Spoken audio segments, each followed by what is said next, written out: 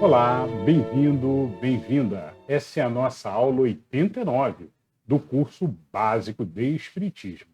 O curso inicial para quem está começando a conhecer a doutrina espírita ou então não leu ainda o Livro dos Espíritos por completo. Nessa sequência de vídeos, nós fazemos então a leitura do Livro dos Espíritos. É o nosso estudo básico, o estudo inicial da doutrina. Foi o primeiro livro que Allan Kardec compilou. Esse livro que fica aqui do lado. Ele foi construído então por Allan Kardec em 1857, quando fundou então a doutrina espírita. E o Livro dos Espíritos ele é composto por perguntas que Kardec fazia e respostas que ele recebia da espiritualidade. Só que tinha toda uma técnica para construir que Allan Kardec então utilizou. E a gente fala toda essa história do espiritismo e quem foi também Allan Kardec, nós falamos na aula 1. Vale muito a pena, se você está iniciando agora, quer conhecer um pouco mais da história do espiritismo, vale começar na aula 1. Nós já estamos na aula 89. Isso significa que nós já passamos por 88 aulas. Teve muita leitura do Livro dos Espíritos.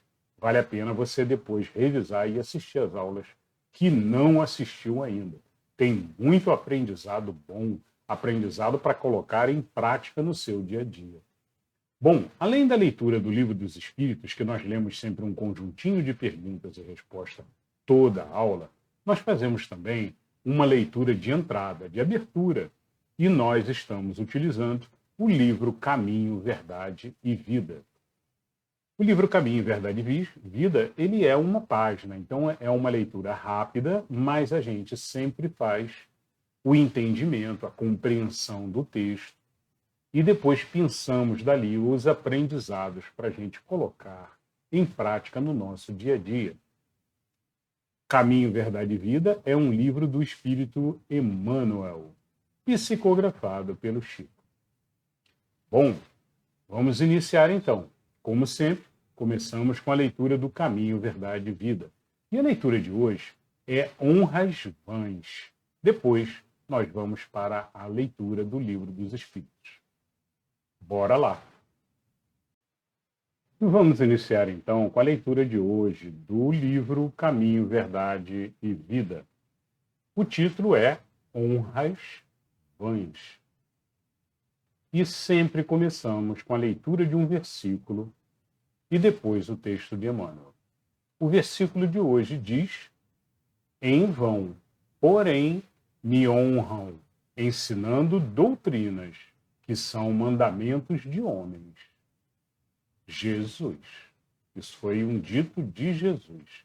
E está em Marcos, capítulo 7, versículo 7. Agora o texto de Emmanuel. A atualidade do cristianismo oferece-nos lições profundas relativamente à declaração acima mencionada. Ninguém duvida do sopro cristão que anima a civilização do Ocidente.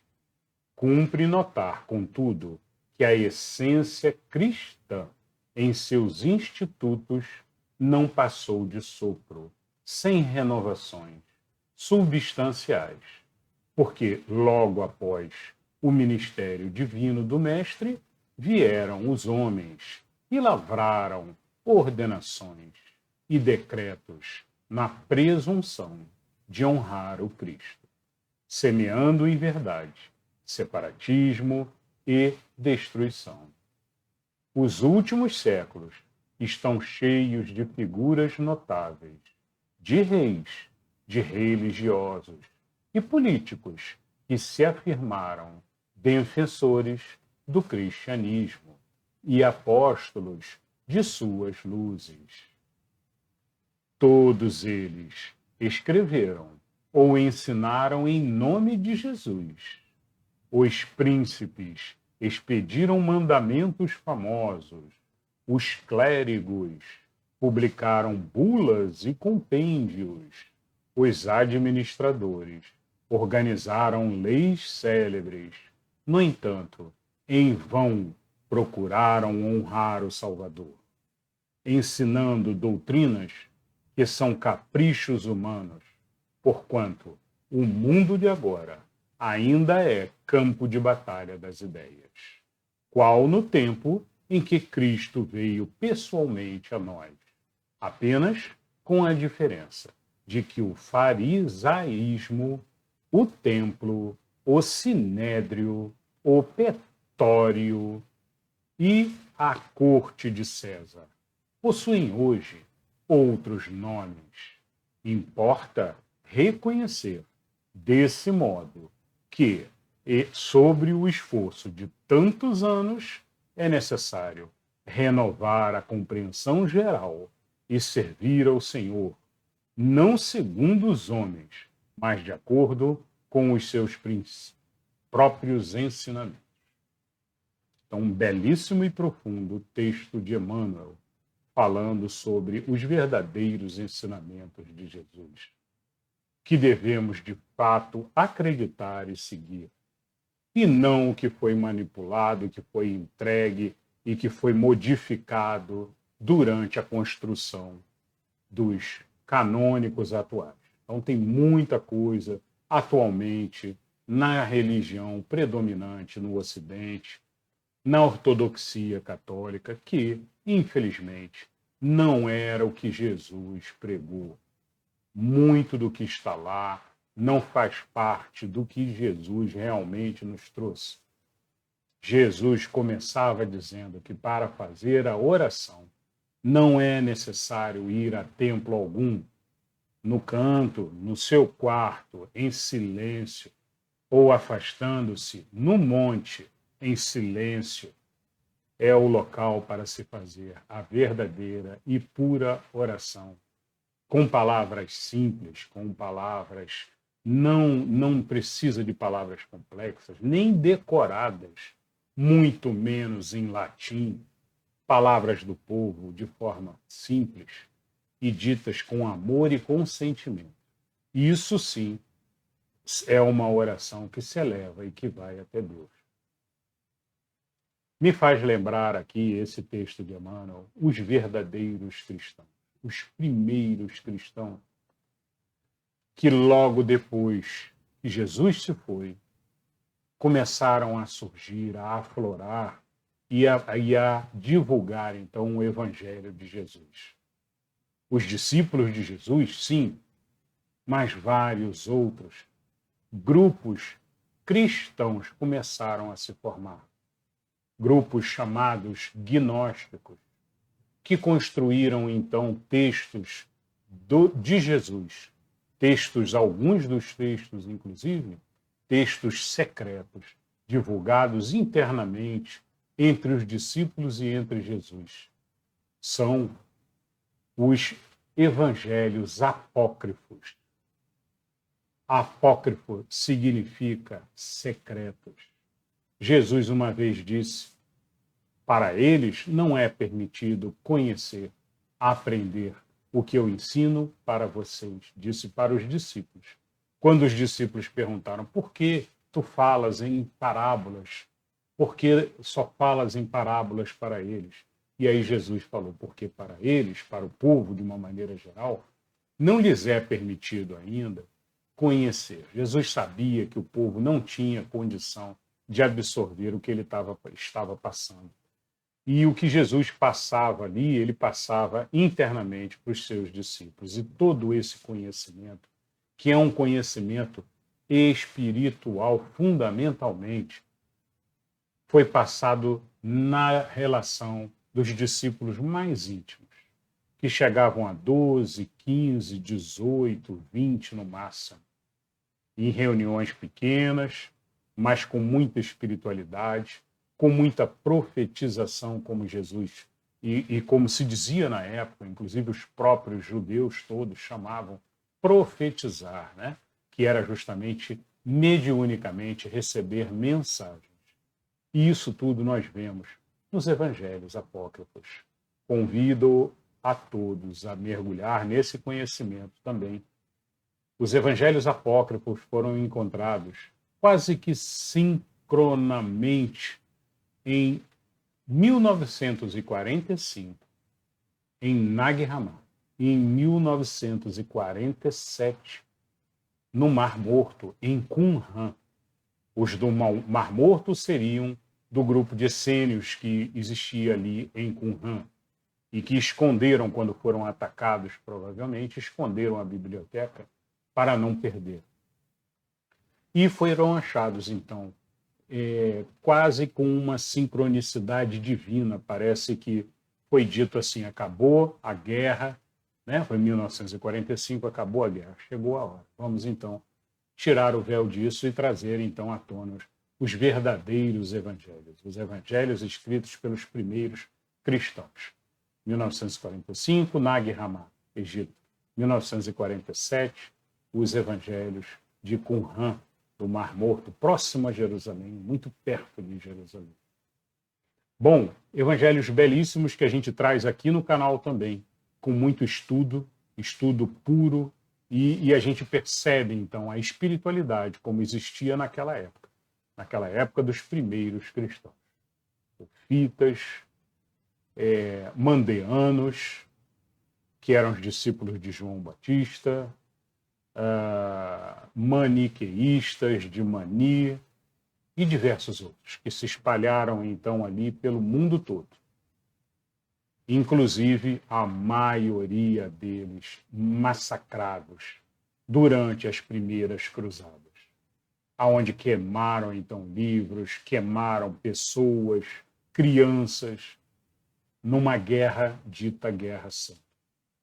Então, é lamentável, mas é a história, a gente não pode esquecer e precisa, então, focar e prestar muita atenção no que a gente está lendo, na mensagem real, de fato, que estamos acreditando constantemente, com a razão, com a história, com que os historiadores estão nos trazendo. E aqui no canal a gente faz a leitura do Evangelho de Tomé e de mais alguns outros. Então procure aqui, já temos o Evangelho de Tomé, então todos os ditos, né? Alguns ditos se encontram também no canônico, mas vários outros não, foram cortados por alguma razão. E a espiritualidade, então, foi tirada completamente dos canônicos, né? A reencarnação existia. Todos os primeiros cristãos acreditavam na reencarnação, no processo gnóstico também de crescente evolução, exatamente como o Espiritismo.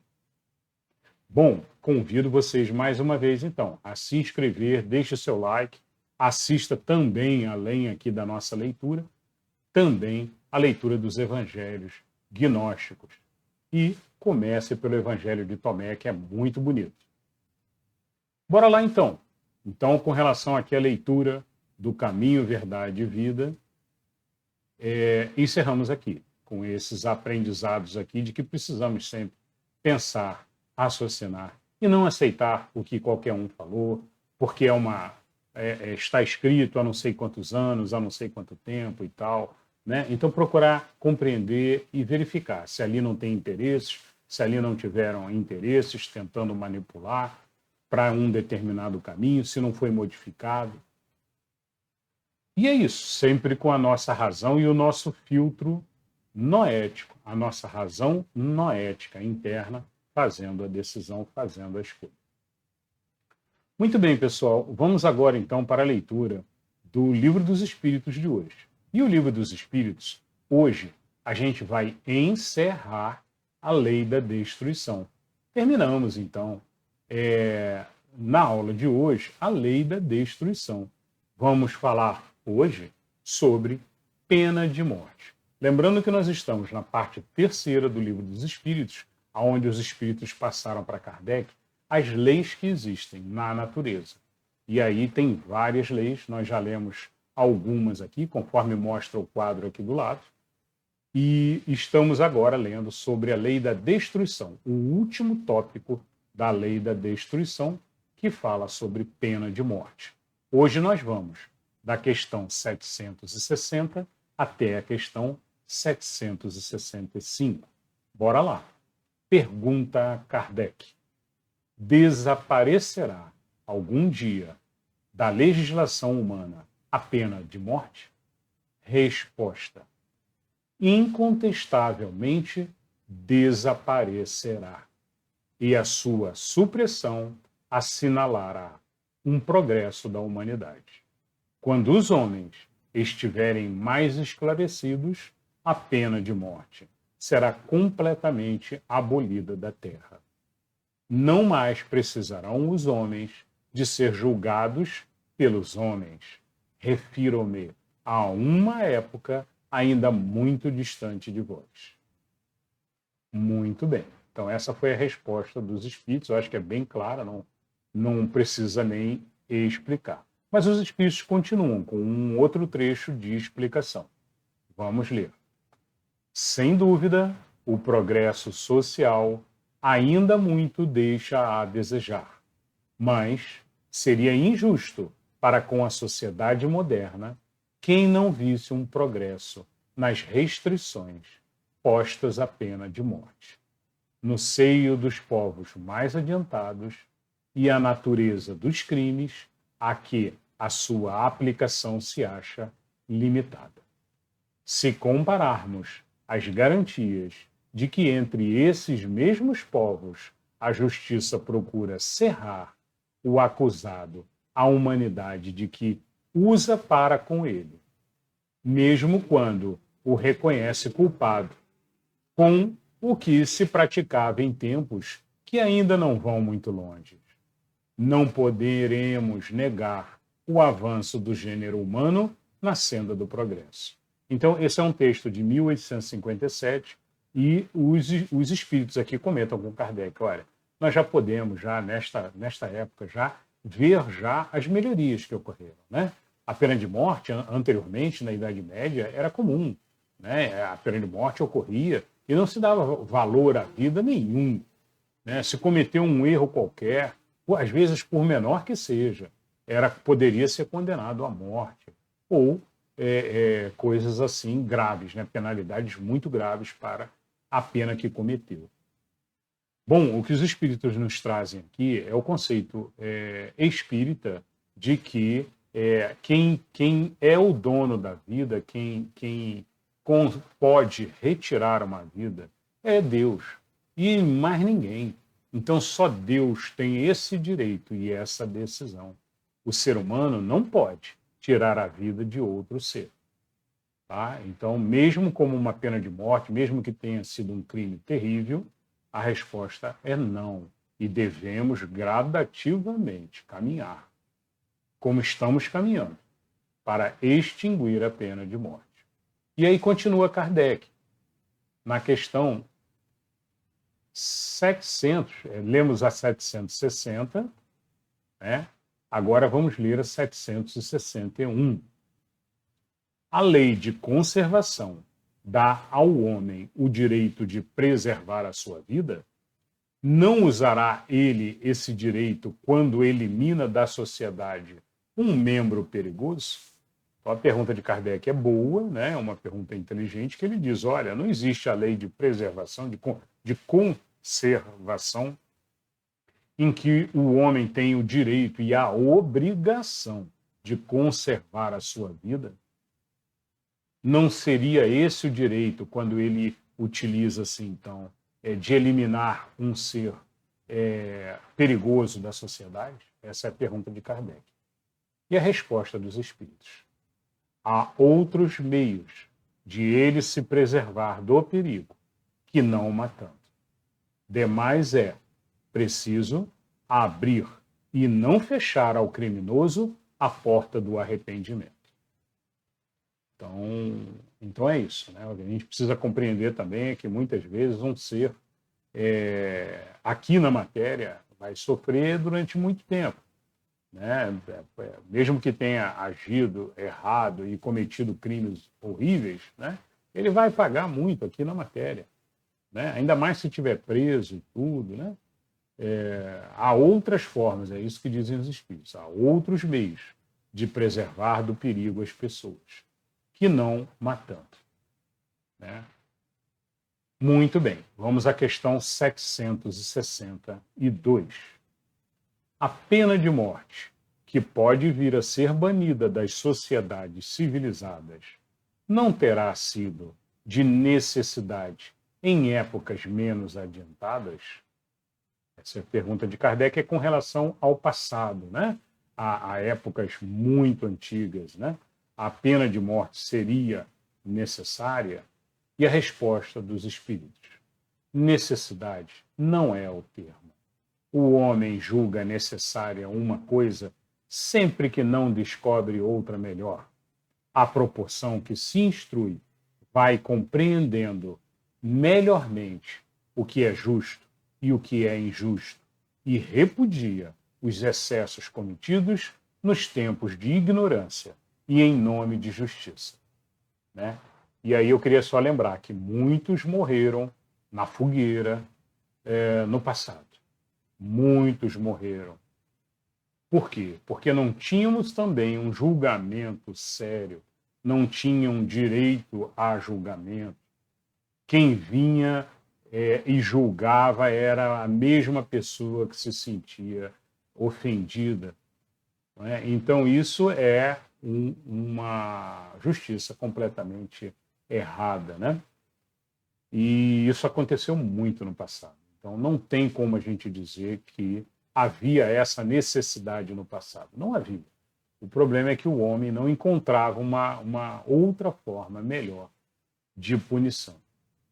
E não compreendia que o ser sofre muito mais estando aqui na matéria do que indo desencarnar e ficando pelo mundo espiritual. Muito bem, vamos à questão 763. Será um indício de progresso da civilização a restrição dos casos em que se aplica a pena de morte? Então, Kardec fez uma pergunta, mas os espíritos já responderam mais ou menos nesse sentido. Né? Kardec pergunta se será um indício de progresso, né? A civilização, a restrição dos casos em que se aplica a pena de morte. E aí os espíritos comentam: podes duvidar disso? Não se revolta o teu espírito quando leis a narrativa das carnificinas humanas que outrora se faziam em nome da justiça? E não raro, em honra da divindade, ou seja, em nome de Deus, né? Das torturas que se infligiram ao condenado e até ao simples acusado, para lhe arrancar, pela agudeza do sofrimento, a confissão de um crime que muitas vezes não cometera. Pois bem, se houvesses vivido nessas épocas, terias achado tudo isso natural. E talvez, mesmo se fora juiz, fizesses outro tanto. Assim é que o que pareceu justo numa época parece bárbaro em outra. Só as leis divinas são eternas. As humanas mudam com o progresso e continuarão a mudar até que tenham sido postas de acordo com as leis divinas. Muito bem, beleza de resposta, né? E justamente eles complementaram ali o que eu tinha falado antes sobre as carnificinas, as guerras santas que ocorreram diversas, né? Era uma forma de sem julgamento de matar povos inteiros, né? Porque pensavam diferente. Então é isso. Questão 764.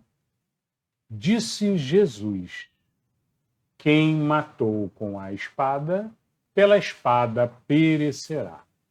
Estas palavras não consagram a pena de detalhão e, assim, a morte dada ao assassínio não constitui uma aplicação dessa pena?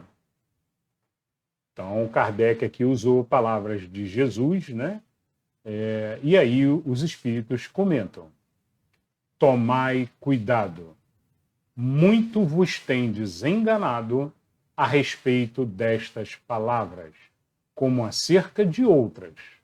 A pena de talião é a justiça de Deus. É Deus quem a aplica. Todos vós sofreis essa pena, a cada instante. Pois que sois punidos naquilo em que haveis pecado, nesta existência ou em outra. Aquele que foi a causa do sofrimento para seus semelhantes virá a achar-se numa condição em que sofrerá o que tenha feito sofrer. Este é o sentido das palavras de Jesus. Mas não vos disse ele também: perdoai aos vossos inimigos? E não vos ensinou a pedir a Deus que vos perdoe as ofensas, como houverdes vós mesmo perdoado? Isto é, na mesma proporção em que houverdes perdoado. Compreendei-o bem? Perguntam os Espíritos. Então, um belo texto também, um belo ensinamento em que os Espíritos explicam para Kardec: olha, essas palavras que você disse aí, que Jesus falou, repare que Jesus fala da pena de talião, que é aquela em que diz que, olha, olho por olho, dente por dente, né? Quem matou com a espada, pela espada perecerá, né? Porém, isso significa, estas palavras significam que a justiça de Deus agirá, e agirá levando então aquele a sofrer da mesma forma que fez sofrerem. E é isso que os Espíritos explicam aqui a Kardec. Então, jamais devemos ler os escritos, os ditos também, ao pé da letra, né? Acho que já compreendemos isso sempre que a gente lê um texto de Jesus, um texto antigo também de um dos discípulos de Jesus, comentando ou falando alguma coisa, né? Normalmente tem muito símbolo, tem muita ali alegoria que a gente deve compreender com as palavras e com o que existia na época. Um bom exemplo você vai encontrar no Evangelho de Tomé, aqui no nosso canal. Procure e acompanhe o Evangelho de Tomé, a série completa. A gente explica tudo detalhado lá, sobre a simbologia usada na época, sobre as palavras, o que significava uma palavra, o que significava outra, né? É isso. Questão 765, e é a última da lei da destruição. Pergunta a Kardec: que se deve pensar da pena de morte imposta em nome de Deus? Falamos agora há pouco sobre isso. Vamos ver a resposta dos Espíritos. É tomar o homem o lugar de Deus na distribuição da justiça. Os que assim procedem mostram quão longe estão de compreender Deus e que muito ainda têm que expiar. A pena de morte é um crime quando aplicada em nome de Deus, e os que a impõem se sobrecarregam de outros tantos assassínios. Muito bem, beleza de resposta, né? Eu acho que é bem claro, não tem nem muito o que detalhar, né? Em resumo, sobre a lei da destruição, nós estamos finalizando a lei da destruição, né? Primeiro, resumindo aqui a pena de morte, né? A pena de morte, então, o Espiritismo é contra. Quem deve penalizar sempre é Deus. Os Espíritos falam: olha, tem um ser perigoso na sociedade, existem outras formas que não seja a morte, né? Que o homem deve procurar, para então colocá-lo em restrição, colocá-lo em um local em que ele possa progredir para a sociedade, mas não a pena de morte, tá? E sobre a lei da destruição, já que nós estamos finalizando a lei da destruição, a conclusão é: olha, a lei da destruição, ela faz parte das leis naturais, porque ela é uma lei, na verdade, que provoca a transformação. Ela é uma lei que inicia a renovação. Então, quando ocorre uma destruição, é sinal que logo depois vem uma renovação. E para isso existe a lei da destruição. Para isso, a destruição é necessária, para que logo depois renasça novamente. E assim funciona todo o processo da natureza. Assim nós vemos a natureza, nós vemos os seres morrendo e renascendo. Morrendo e renascendo diversas vezes, ao longo do seu processo de evolução. Muito bem, pessoal, eu espero que vocês tenham gostado. Terminamos aqui, então, o capítulo 6 da parte terceira, falando sobre a lei da destruição. Eu espero que vocês tenham gostado. Deixem seu like, ajuda muito o canal. Se inscrevam se não estão inscritos. E nos vemos na próxima aula. Muita luz e muita paz no coração de todos. Até lá.